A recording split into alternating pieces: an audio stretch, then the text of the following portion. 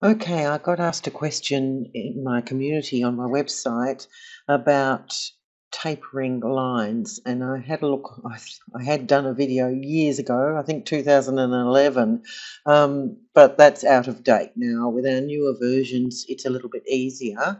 Um, so I'm going to do a quick video to answer that question.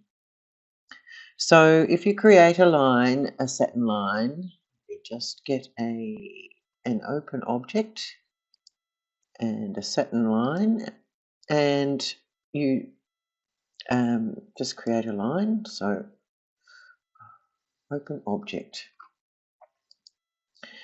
satin line, right, enter. Okay, so I'll zoom right in here. So we've got these blunt ends and we want to taper them.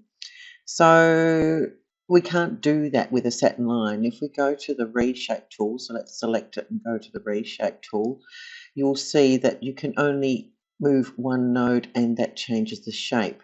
You can change the width of the satin, I believe, with the Reshape tool. Yes, down this end, I can see these lines here, these little handles here where I can make it wider. Be careful doing that. You don't want to make it too wide because you'll have long stitches that won't, well, they'll get too long and catch on things and not be a very good stitch out. So just have a look when you're widening your stitch. You've got your little box there that shows you how wide they are. So it's 5.31 here. That's about as wide as I'd go with a satin stitch. Okay, so over here at this end is the end we want to taper, or you might want to do both ends. So we need to change this from a line that just has a shape down the center that you can adjust into having nodes around the outside. So in other words, we're going to change it from a line to an object, a shaped object.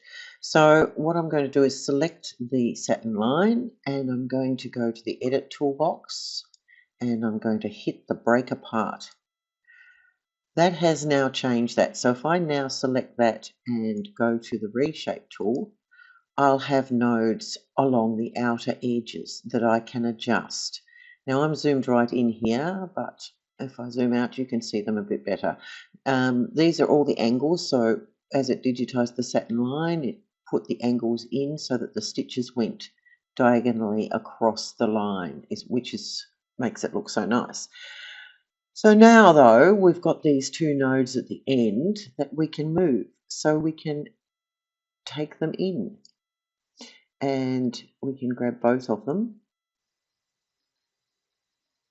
and taper them to a point. So it's as simple as that. If a solid straight line is not what you wanted, if you wanted a wavy shape that varied in thickness before it tapered, then you need to create an object right from the start. So it's probably better that you have a graphic to click around. So I won't have a graphic because I did this on the fly. So, but I'll just ad lib and make a shape which is tapered. So I'll I'll click off that.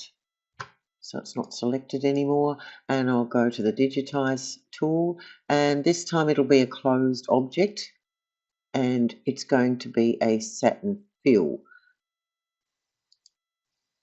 It could be a step fill. So if your object gets really wide, then you would want to use a different sort of fill to satin. Depends on its shape.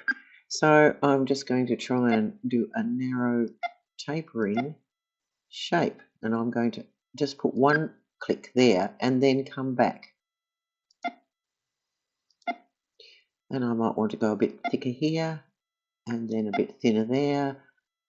This is just an example. It's not pretty, but it gives you an idea. A bit thicker here and a bit thinner there. Oh, maybe I even want to go to a point. So maybe I'll just put a right click there and enter so that it goes to a point at this end as well. So now you've got a whole tapering line. Now all the stitches are at the default 45-degree angle, so you would then go into the edit and add your stitch angles, and so you could then make that a lot prettier. But as you can see, I've done this really big, so I've got really wide long stitches here for satin. I wouldn't stitch that out like that, so I'd either use, if I'm going to have a line this big, I would use a different fill stitch, a step fill. I'll just hit enter so we get those stitch angles going nicely. So you can see that looks a lot better. So you could use a step fill, or if you've got a tiny little object, so if it's just a, if I put my grid on, this is 1 millimeter across, that can help you sometimes keep to size.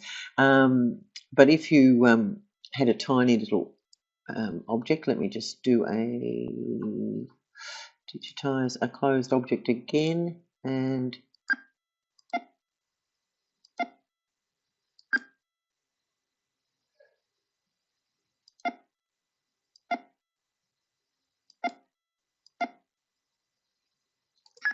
okay, so this one varies in thickness as opposed to having a solid single thickness line, which is not as interesting. So that is an object, not a line. So that's what you need to do. And again, select it. So I'll get my individual objects. That's the last object, and get my add stitch angles, and I can put those across. So I hope that answers the question that was asked. I'm sure the person will get back to me again. There we go. So happy digitizing.